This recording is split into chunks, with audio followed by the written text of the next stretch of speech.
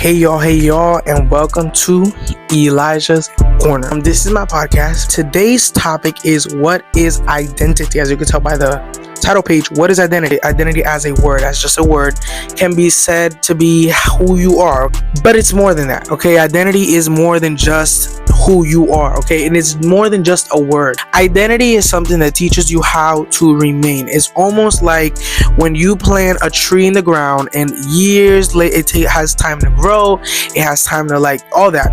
And we see them in the streets all the time, even roots that have uplifted the concrete, right? Because they've been there for a while, they've remained there, they stand there, they're not shaken by anything. Like a storm comes and they don't get torn down. There is some that get torn down because they're weaker than others, but the stronger ones are the ones that remain. And what I mean by this is not as in people that are weaker than others, but rather people that have a more solidified identity. I want to make this very clear. Identity is not something that we find out in a day. It's a journey, a lifelong journey. Every day, more and more, you find out who you are. Time is something that helps to form that. Like I said, it's a journey. It's a lifelong journey. But as I begin learning more who I am, I need to learn how to stand in it. I need to learn how to stand 10 toes down on who I am. When things come to want to shift who I am, I'm remaining in the process of who I am. Identity isn't found in a group. Identity isn't formed in a group, right? People can be influential, but you need to know who can influence you in that regard or in that matter, right?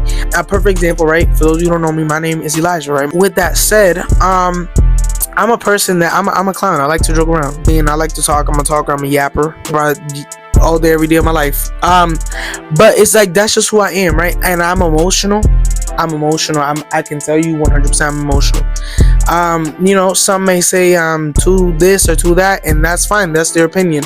I know who I'm becoming, and I know who I'm allowing and what I'm allowing to form me. And a lot of people may say, "Well, why did I say well like that? Well, you're a guy, right? You're a guy, so you shouldn't cry. You should thug it out. You know what I mean?" But one of the things that helps me to stay grounded in who I am, and one of the things that helps me to remember who I am, stay firm in it, don't let nothing move it, is the media I consume. Okay, it helps me to stay grounded. Like I said, it helps me to remind me, stay in the course, don't move, don't let nobody move you. And for example, right, I've been through breakups before, right? Who hasn't? And so with breakups, when we're feeling down about a breakup, when we're feeling down about the relationship, or what happened with it, we get into a hole when we start listening to music that is speaking to the emotions we feel in the moment. But one of the things that I do listen to help me feel grounded and help me remind me of who I am and who I need to be, and one person that he's very influential in my life, that I love him so much, he's like a brother to me. He is my brother. His name is Prophet Damien Franco, and he is an amazing guy, amazing friend, amazing brother. And so he's all that. And so I listen to his videos. He does videos via Facebook Live, sometimes via TikTok, and he has his own music too. I listen to him a lot of times to remind me, okay, Elijah, this is the goal, this is the assignment, this is what you need to do, this is what you need to stay firm in, don't let nothing shake you. That's why there's something that I've learned. It's that in the season of pressure, you have to stand firm in it. You have to, man. It's so necessary. I need you to leave with that. It's necessary.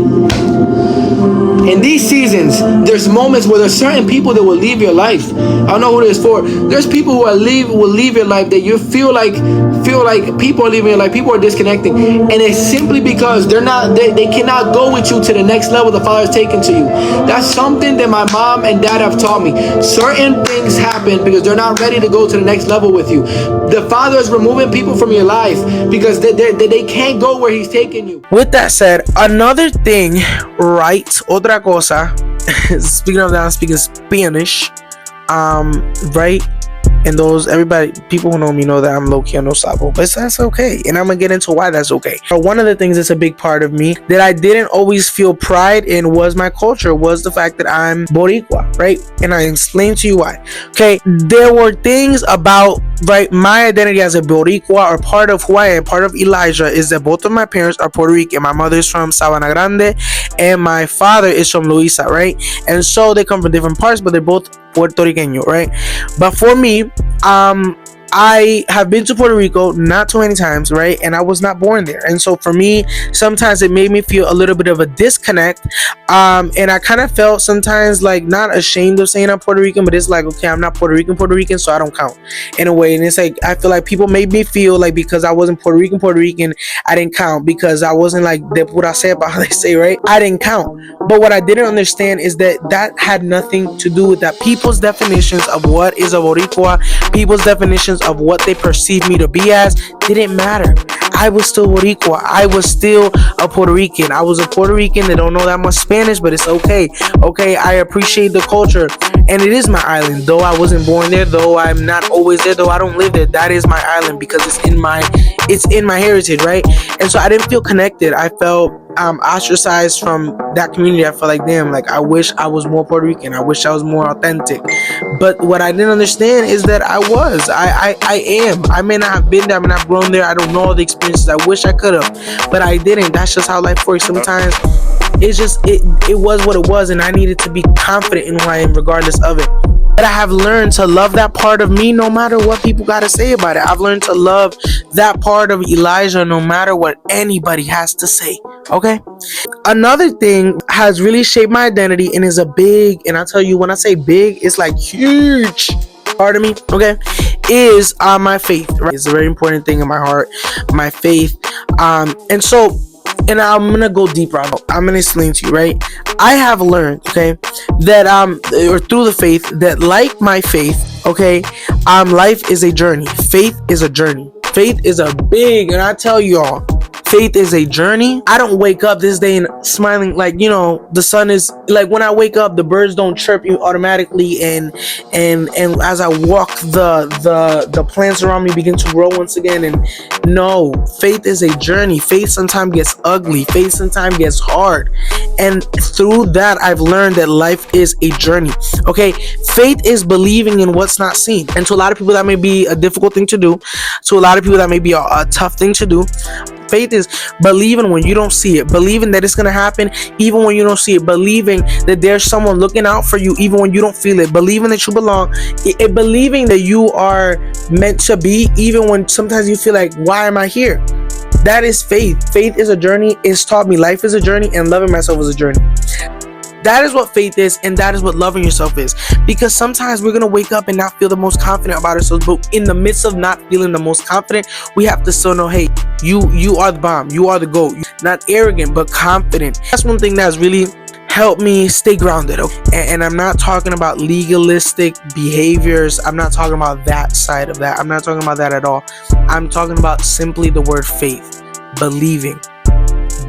One of the things that has helped me continue to be on this journey and is a big part of me and is a huge part of me, right, along with my faith, is my house of worship, Nacion de Fe, New Haven. Okay, I'm proudly a part of the house. And so the house, along with the work I do within the house, right, and we call it a house because we're a family. Okay, and you may say, well, everybody said they're family. No, but this is like for real. And I love you. Like I'm a hugger too. If you let me know that I can hug you, I will hug you. Right, I have the honor and the pleasure of being the worship leader and the youth pastor, okay, the youth pastor of my house, okay. And so I want to preface this disclaimer. Does that mean that I am perfect? Answer with me. No. Believe me, okay. And that's a misconception that a lot of people used to have about me, and everyone used to have about me, is like, not that I was perfect necessarily, but they kind of expected the best from me because I am, to use the word, right, I'm a Christian, right? Let me add this in here, okay? On top of that, like, I'm a pastor's son, right? And so a lot of people, when they hear, I was a pastor's son, and people would know at school, it's like people would get all up in arms when they would see what they thought of me was not the truth, okay? Identity helps me to know that I don't need to fit in a space. The spaces were not made so I could fit in them. The spaces were made to just be spaces for everyone. And so when I walk in, if I don't fit in, if I don't belong, that's perfectly okay. Like, you know, Alfalfa, when he had that one hair, if I stick out like that, that is perfectly fine. When people ask me my name, I don't go pastor's son, I say Elijah, because that Elijah is Elijah, but Elijah also happens to be a pastor's son, and that's just the case. And so happens to be a worship leader and happens to be a youth leader. But what I used used to feel ashamed about, now I feel passion for. Why? Because I know my identity, and I don't know it fully. I'm on a journey. I'm getting to know it every day.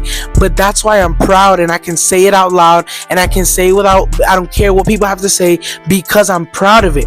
Because I've learned to love Elijah for Elijah. So I bring these multiple parts of me because I was never able to accept these parts of me until I began to go on the journey of what is identity. And you're not going to be everybody's cup of tea or taste, and you have to learn how to be okay with that. I'm just not the cookie cutter image of what I'm supposed to be. That's what identity is to me. Have a blessed, amazing day. Peace.